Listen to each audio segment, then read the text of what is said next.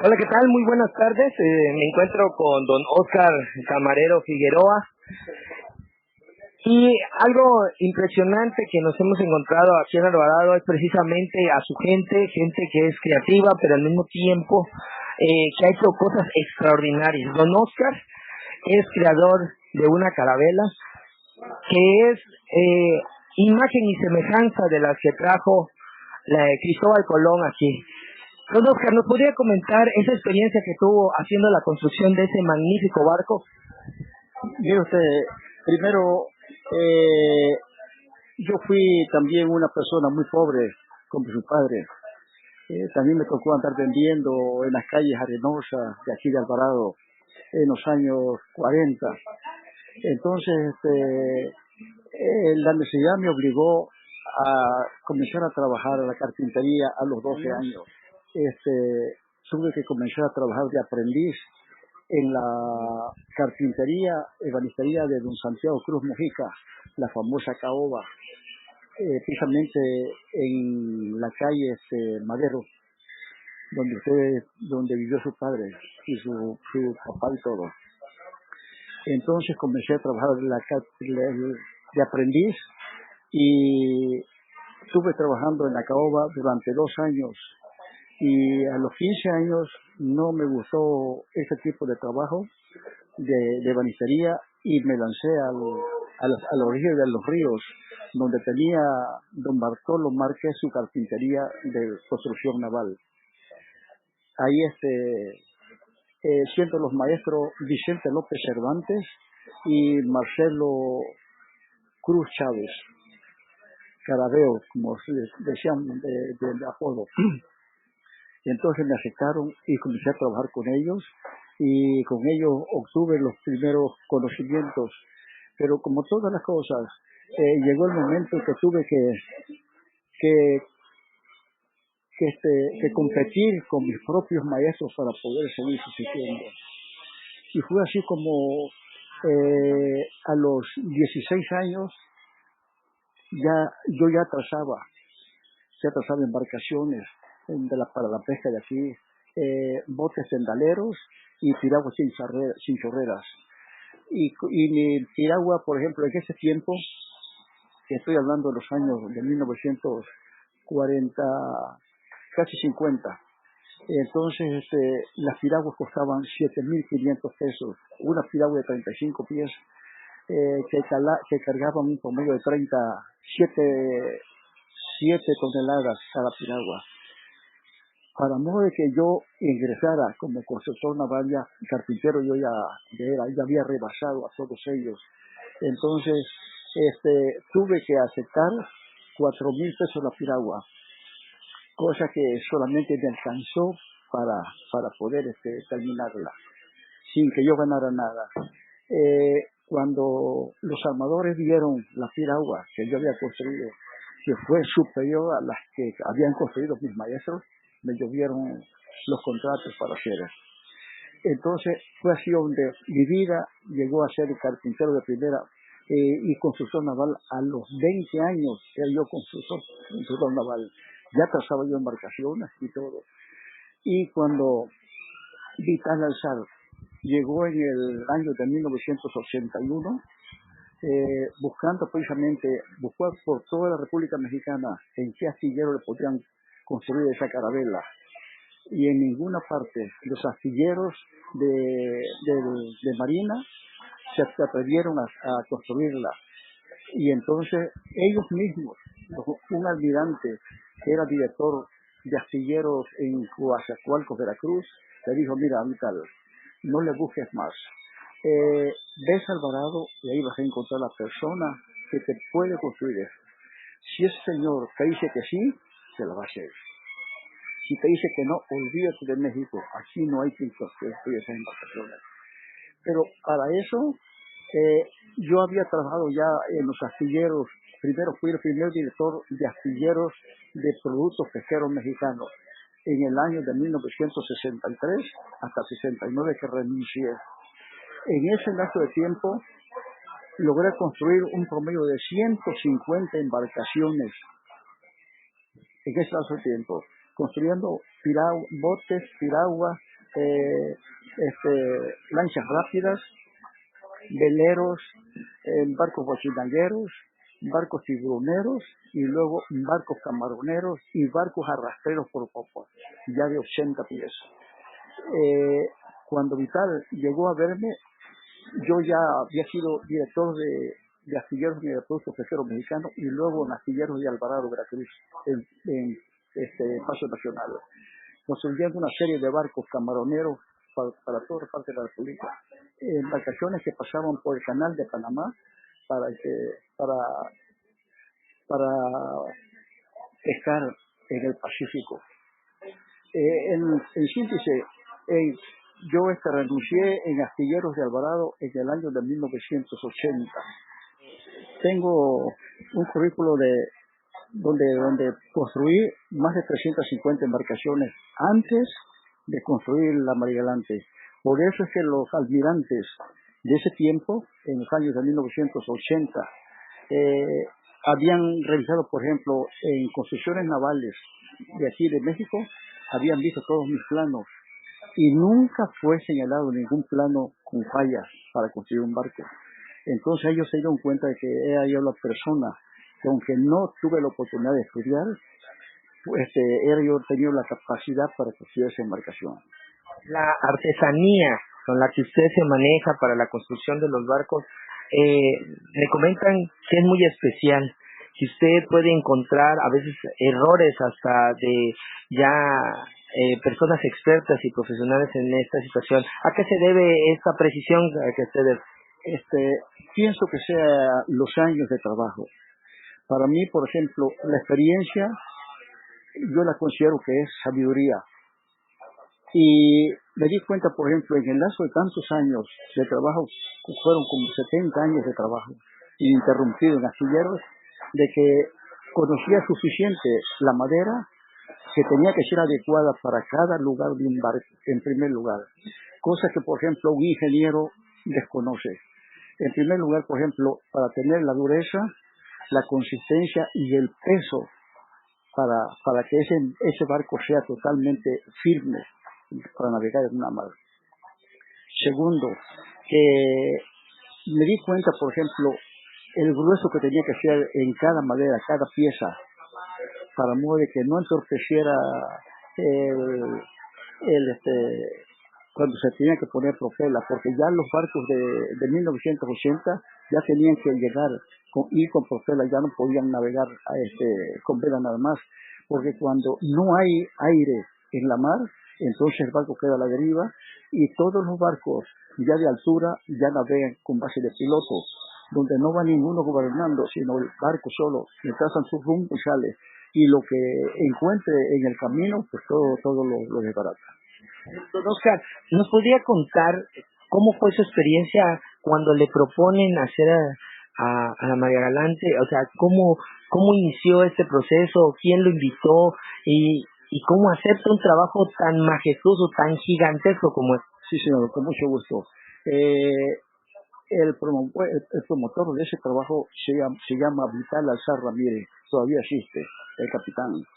Entonces es una persona que navegó en balsas de troncos de Guayaquil, Ecuador, a Australia. Tiene esos récords. Y entonces, por ejemplo, cuando yo oí de ese trabajo, lo acepté por esta razón. Cuando chamaco en escuela primaria, en el grado tercero, leí en historia, por ejemplo, de que Cristóbal Colón salió de Puerto de Palos un día 3 de agosto a las 8 de la mañana de 1492 para este viaje. Y Puerto de Palos, pues es un puerto en el Atlántico de puerto pesquero. Me di cuenta de que, por ejemplo, todo el mundo hablaba de Puerto de Palos y Puerto de Palos, y que era un puerto que todo el mundo lo conoció por la historia. A mí se me prendió enseguida. Así como Puerto de Palos es conocido ante el mundo, así va a ser conocido Alvarado cuando logre zarpar esa embarcación de aquí de nuestro puerto. No me equivoqué. Acepté el reto, a sabiendas, porque yo ya era maestro reconocido, nacionalmente era muy reconocido, y pero acepté el reto porque yo sabía que podía lograrlo.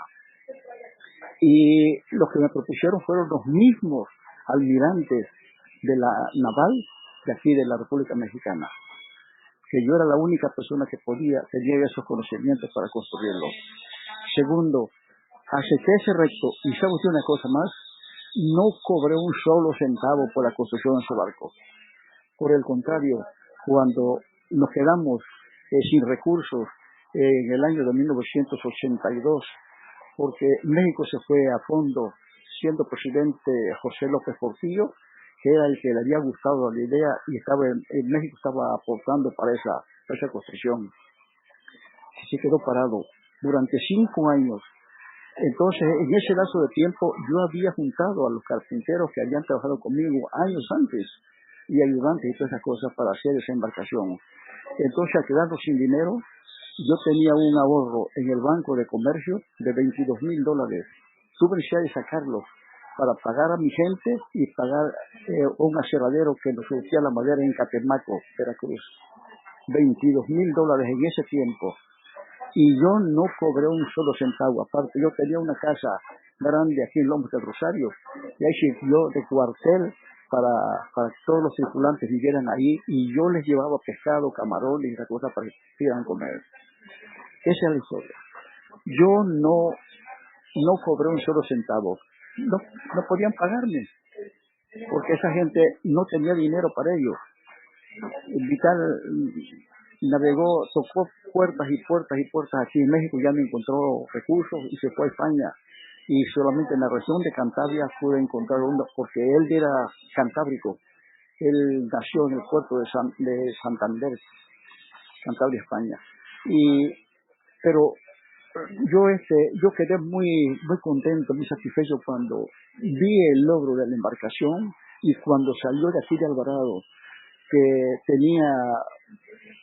se juntaron un promedio de 55 medios de comunicación entre radio y televisión de todas las partes del mundo. Alvarado se dio a conocer, Alvarado en ese tiempo llegó a obtener cuando menos 40,000 gentes que venían de todas partes y del extranjero para aquí a nuestro puerto de Alvarado.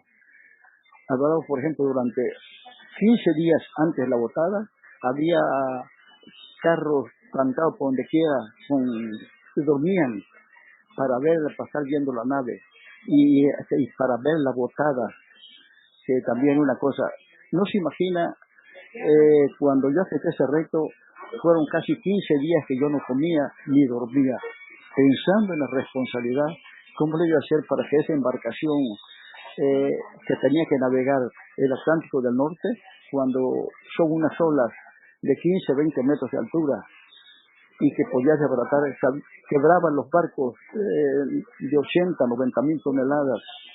Y entonces para mí, pensé demasiado para amarrar muy bien las maderas y escoger las maderas adecuadas para cada lugar. Por ejemplo, las cuadernas todas fueron de madera de quercus, madera de cuero. Es una madera muy trenzada que no se parte. Para las quillas, sobre quillas, la estructura, escogí una madera de palo blanco que pesa un promedio de 4 kilos por pie cuadrado, para que siempre la embarcación estuviera firme y no se movía lo menos posible. Entonces cuando tuve muchos problemas, porque los mismos veracruzanos querían darse la gloria de que la embarcación se matriculara en Veracruz, y yo dije que no, que esa embarcación era de Alvarado, que pertenecía al estado de Veracruz, sí, y de México, pero que era alvaradeño. Y me costó trabajo, y dijeron los ingenieros y carpinteros y capitanes de altura que esa embarcación no iba a aguantar los embates del Atlántico del Norte, de Mestre. Pasó en 4 ocasiones, 2 veces para allá, para España, y 2 veces de regreso a América. Y ahí está la embarcación todavía navegando en Puerto Vallarta, Jalisco. ¿Qué siente cuando la ve? Cuando otra vez la vuelve a ver, después de que usted le conoce las entrañas, que conoce los huesos de ese barco. ¿Qué siente cuando la vuelve a ver? Mire ustedes, construir una embarcación de esas es igual cuando usted tiene a su hijo. Se siente lo mismo. Yo cuando todos los barcos que construí, el primer viaje que hacían, a los 15 días entraban al varado, los veía entrar en Navarra, yo estaba en el astillero, y corría enseguida mi camioneta para preguntarle al patrón cómo se había comportado ese barco. Y para mí, la satisfacción más grande que yo sentía cuando me decían, no, maestro, ¿qué barco ha hecho usted, hombre? Fenomenal. Nos hemos embarcado en casi todos los barcos que usted ha construido, pero cada uno va siendo mejor cada vez. Bueno, yo con eso me sentía de lo más contento. Hay algo que también llena de satisfacción de ser usted de aquí de Alvarado, de que ese barco es de Alvarado, ¿no? Que tiene el corazón, la sangre, la fortaleza de un pueblo como el de Alvarado, pero al mismo tiempo pues está usted, ¿no? Usted, una persona que se tardó ¿cuántos años en construirla? Pues prácticamente fueron 5 años, pero pudimos haberla hecho en solo un año, porque en el año de 1982 trabajamos de enero, que fue cuando yo todo el mes de enero me la pasé trabajando, trazando lo que iba a ser el casco. Y ya en sí trabajamos, por ejemplo, febrero, marzo, abril y mayo. En mayo terminamos porque ya no hubo dinero. Y ya comenzamos otra vez hasta el mes de febrero de 1987. Y le decía, pues sí, ciertamente es de Alvarado, de Veracruz, pero en sus manos, en su mente está la realización de ella, que también nos estaban comentando que al principio cuando les empezaron a traer los primeros planos de construcción, al parecer no eran los adecuados a lo que decía el marco histórico en España. ¿Nos podría contar esa parte de la anécdota donde se da cuenta sobre esa parte que no son los planos que pueda hacer navegar a un barco de esa envergadura? Mire usted, según Vital, los planos fueron diseñados por el mejor arquitecto que tenía España en ese tiempo, en el 1981. Un arquitecto naval santanderino también, de apellido Arredondo. Y entonces cuando yo vi los planos, yo ya estaba trazando aquí en la embarcación, tenía mi sala de gálibos, a base de pura hoja de fibracel, y estaba yo trazando cuando me trajo Vital los planos que le habían llegado por la línea aérea Iberia, y ya me enseñó los planos. Y entonces yo cuando vi los planos le dije, capitán, hay que corregir esos planos. Cuando dije eso, haga usted de cuenta que le di una bofetada y se puso colorado ese hombre.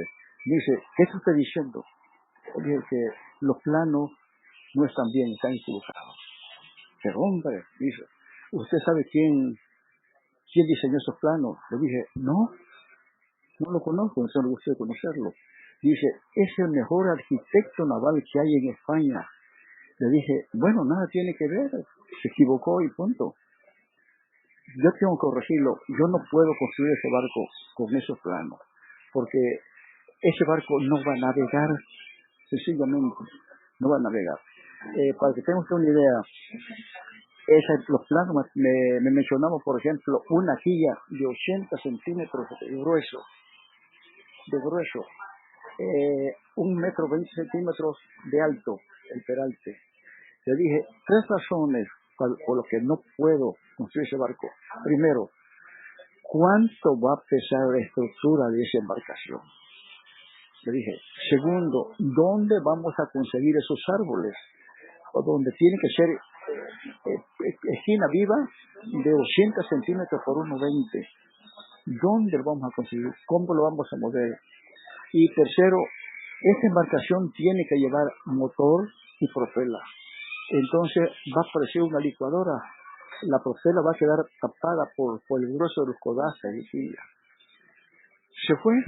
Cuando yo dije eso, se fue al teléfono. Todavía no había teléfonos celulares en ese tiempo. Y vino al teléfono de México y demoró como casi 3 horas. cuando llegó me decía, no es posible, no es posible. Y yo seguía trazando. Y digo, ¿qué pasó, capitán? Dice, no es posible. El arquitecto le dijo que quién iba a construir el barco.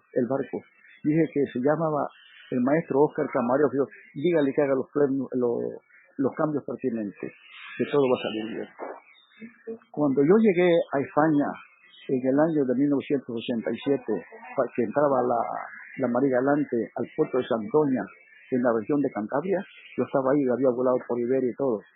Cuando Vitán me presentó al arquitecto Arredondo, estaba un señorón, y entonces cuando me presentaron con él, Jesús, voy a darle la mano, me dijo él, no, déjeme darle un abrazo. Ha hecho usted un monumento a la arquitectura naval. Muchas gracias, don Oscar. La verdad que es un gusto conocerlo y poder escuchar esas anécdotas. Le agradezco mucho. Para seguirle.